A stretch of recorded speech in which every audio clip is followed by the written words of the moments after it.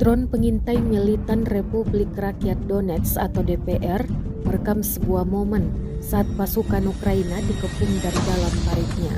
Rekamannya ramai beredar di Telegram pada Senin 20 Februari 2023. Saat dikepung, 4 pasukan Ukraina tampak mengangkat tangan menyerah di hadapan militan DPR.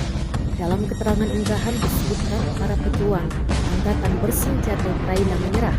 Satuan Infanteri Korps Angkatan Darat Donetsk ke-1 berhasil menduduki posisi parit pasukan Ukraina di salah satu sektor depan. Namun lokasi pastinya tidak dirincikan. Saat bekerja dengan operator UAV, pesawat serang atau drone pengintai dari Brigade ke-9 menghancurkan dan menangkap beberapa prajurit tentara Ukraina yang masih hidup. Jelas narasi unggahan.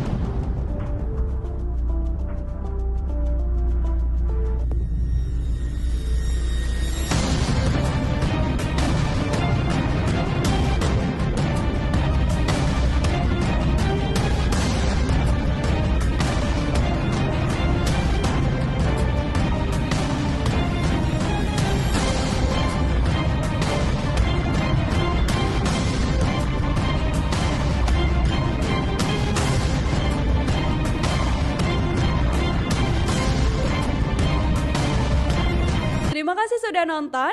Jangan lupa like, subscribe, dan share ya.